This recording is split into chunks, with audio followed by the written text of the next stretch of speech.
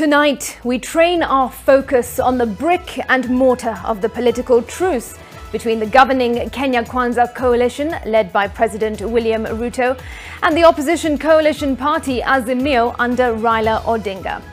As normal business resumes across Nairobi and several other towns following the suspension of anti-government protests, focus swiftly shifts to what can be considered as the foundation of the ceasefire between both sides of the political divide, the reconstitution of Kenya's electoral agency. While it is commendable that President Ruto has backed down on the process of recruiting members of the Independent Electoral and Boundaries Commission, the devil, as they say, will be in the detail. Many Kenyans will be keen to see the actual mechanics of replacing the Wafula Chebukati Commission. It is gratifying that both sides are agreeable to a bipartisan parliamentary process, akin to the ad hoc committee that midwifed the Chebukati Commission in 2016 under the stewardship of then Senators James Orengo and Kiraitu Murungi.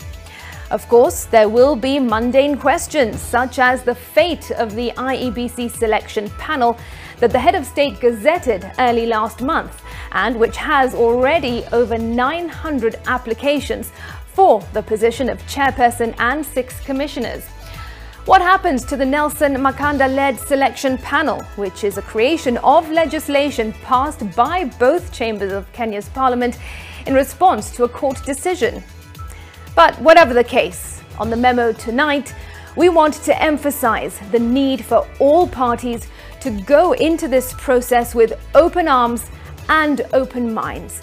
The political players on both sides must drop the cockiness and grandstanding that have punctuated their rallies, so-called prayer meetings and funerals. This is a great opportunity for the country to have an honest conversation and interrogate our electoral problems once and for all. One might want to ask, how is it, for instance, that in this country, one election ends and campaigns and scheming for the next one starts the next day? Is politics all we can do? Also, why do we have these perennial disputes around our electoral process?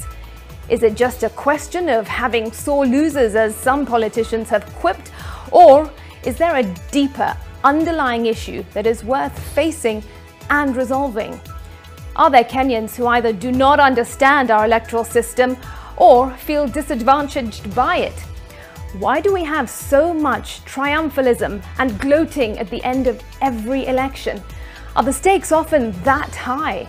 Why are our elections this much of a life and death issue?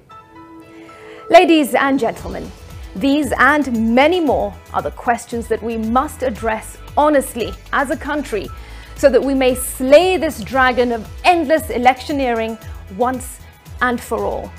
To many so-called leaders, such exercises can be merely about scoring cheap political points.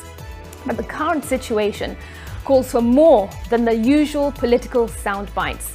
This is a solemn national duty, and we may do well to keep at bay all the polarizing figures on either side of the divide. History has been kind to us, and we seem to have many second chances to pull ourselves back from the edge of a precipice. This is yet another chance. There is no telling if we will have another. That is our memo this Monday night.